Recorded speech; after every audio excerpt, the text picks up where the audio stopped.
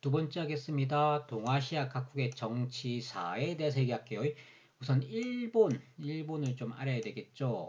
자, 핵심 단어 이거 꼭 기억하세요. 시험 문제는 많이 나왔습니다. 55년 체제 성립, 55년 체제라는 거 꼭 기억하세요. 55년도에 일본의 정치 체제가 성립했다는 얘기인데 이게 뭔 소리냐? 일본의 이제 사회당 좌우파가 통합합니다. 하면 사회당의 좌파와 우파가 있었는데 이게 통합해서 사회당이 됩니다. 이 일본 사회당은 약간 왼쪽에 가 있는 정치 지향을 가지고 있는 애들이거든요. 얘들이 통합하니까 오른쪽에 있는 정치 지향을 가진 애들도 통합해야 되잖아요. 걔들이 바로 이 얘들입니다. 자유당과 일본 민주당이 자유민주당으로 통합합니다. 이게 바로 55년 체제입니다.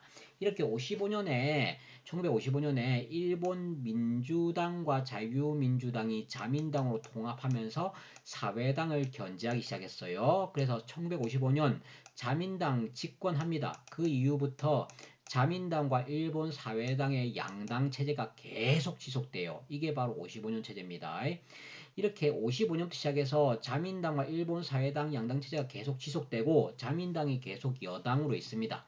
그러다가 55년 체제가 붕괴돼요. 언제 붕괴되냐? 경제 침체로 1993년도에 55년 체제가 붕괴됩니다. 자, 이것도 중요합니다. 93년도라고 꼭 기억하세요. 93년도에 55년 체제가 붕괴되고 2000년대는 민주당이 집권하지 2009년이죠, 정확하게. 2009년도가 민주당이라고 새로운 정당이 나타나서 집권하지만 문제는 자민당이 다시 2012년도에 재집권한다. 한국은 잘 알죠? 4.19를 통해서 뭐 이승만이 뭐 끝났고 박정희 나타났고 유신 선포했고 80년대 신군부 세력 5.18 민주화 운동이 일어났고 대통령 직선제로 개헌했고 김대중 정부 최초의 평화적 여야 정권 교체했다. 1998년 요거는 여러분이 잘 알고 있으니까 넘어갑니다. 타이완의 정치 모습합니다. 자, 타이완 같은 경우에는 장제스가 이끄는 국민당, 중국 국민당이 중국 공산당한테 국공내전에서 깨지면서 타이완으로 넘어오죠. 넘어오면서 계엄령을 내리면서 일당 지배에 들어갑니다. 국민당이 일당 지배에. 그러다가 이제 1980년 7년이 되어서야 계엄령이 해제되고요. 그 이후에 복수정당제가 도입되고 복수정당제는 하나의 정당, 우리 중국 보면 하나의 정당 공산당이 집권하잖아요. 근데 우리나라 보면은 뭐 국민의힘, 뭐 더불어민주당 다양한 정당이 있죠. 그런 다양한 정당이 있는 게 복수정당제입니다. 이 타이완은 국민당이 그냥 단일화시켜서 계속 공산당처럼 지배하다가 복수정당제 도입되고 총통 직선제, 우리나라 따위면 대통령 직선제라 생각하면 돼요. 대통령 직선제로 개헌하면서 결국에는 민진당의 천수 이배인 총통이 당선되면서 2000년도입니다. 꼭 기억하세요. 2000년도 당선하면서 최초의 여야 정권 교체가 됩니다. 우리나라랑 흐름이 좀 비슷하죠. 우리나라도 최초의 평화적 여야 정권 교체가 1998년도에 김대중 정부 일어나는데 대만도 2000년도에 되어서야 최초의 여야 정권 교체가 일어납니다. 중국 정치 변화 방금 했습니다. 북한의 정치 변화 넘어갑니다. 자, 세 번째 동아시아 갈등과 화해합니다. 요거는 뭐 영토 분쟁이 좀 시험 문제 나오더라고요. 낭쿠릴 열도의 4개 섬, 북방도서에는 러시아와 일본의 갈등, 센카쿠 열도, 랴오위다오의 이 영토 갈등은 중국, 일본, 타이완의 갈등, 시사군도, 다른 말로 파라세일 군도는 베트남, 중국, 타이완의 갈등, 난사군도, 스프레틀리 군도는 중국과 동남아시아 국가 간의 영유권 주장 등이 영토 분쟁의 대표적인 모습입니다. 요 같은 경우는 지도랑 같이 봐야 되는데요. 좀 이따가 문제 풀면서 지도랑 같이 볼게요. 자료 탐구 들어갑니다. 자, 1단계 이 선거 결과 보시죠 하면서 자민당은 과반 의석에 실패하였고 장기 집권 이래 가장 적은 수를 기록했습니다. 그 결과 다수의 야당이 공주에서 연립정권 수립합니다. 뭐 이런 얘기 나오죠. 1993년도 선거임을 알 수 있습니다. 55년 체제가 계속 성립되다가 93년도에 망합니다. 55년 체제가 붕괴됩니다. 뭐 요 내용이죠. 위에 요 내용. 그죠? 93년도. 자, 한번 읽어보시고요. 가에 들어갈 내용으로 옳은 것은 뭔지 모르겠습니다. 공산당을 제외한 모든 야당이 자민당의 미아자와 내각 불신임 결의안 제출했다. 자민당이 이제 그만해라 이겁니다. 공산당 제외하고 모든 야당이 힘을 합쳤어요. 자민당을 내쫓기 위해서. 그래서 거기에 대한 찬성이 255표, 반대가 220표로 가게 됩니다. 그러면서 일본 신당을 중심으로 연립 정권 구성에 대한 성명이 발표됩니다. 그래서 일본 신당의 호소카와를 총리로 선출했다. 자, 그 전까지는 자민당이 계속 정권을 잡고 있다가 일본 신당 호소카와가 총리가 되는 새로운 정치 체제가 구성됩니다. 그죠? 그 과정을 얘기하는 거예요. 답은 2번이겠죠. 55년 체제의 붕괴 과정.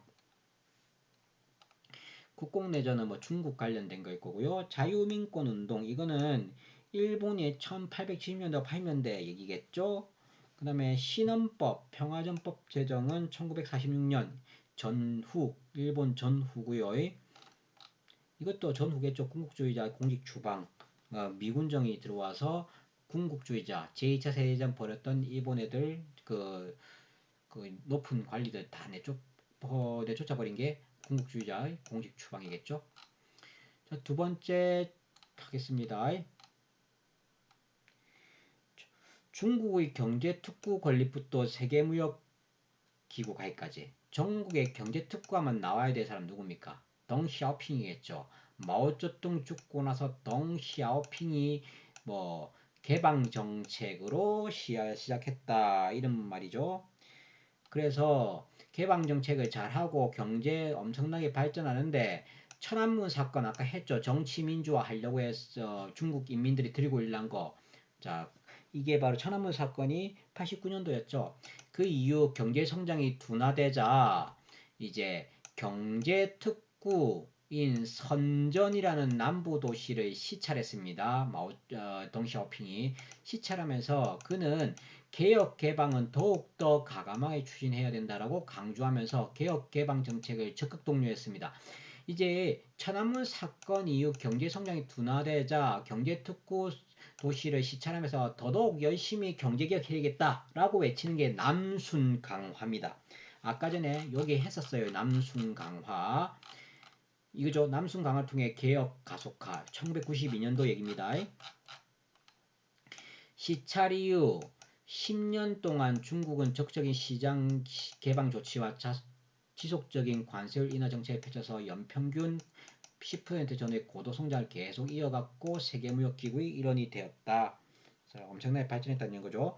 그러면 이게 시찰 이후 10년 동안 언제겠습니까? 아까 남순강화 92년이었죠. 92년부터 2001년 정도까지 되겠죠.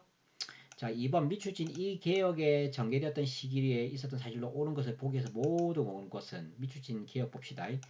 덩샤오핑 동지의 중국적 특색을 갖춘 사회주의 건설 이론의 지도로 진행된 10여 년의 이 개혁으로 자, 이 개혁은 덩샤오핑이 일어났습니다. 어떤 개혁이 있습니까? 사회주의 개혁이겠니? 아니면 사회주의 플러스 자본주의겠니? 자본주의 색깔, 시장주의 색깔이 좀 띄어있겠죠? 물론 사회주의를 기본적으로 유지하겠지만 자, 이때 개혁으로 우리 경제체제는 커다란 변화가 일어났다라는 내용입니다. 이 시기에 있었던 사실로 옳은 것은 이 시기가 언제부터 언제입니까? 볼까요? 자, 이때죠. 개혁개방정책.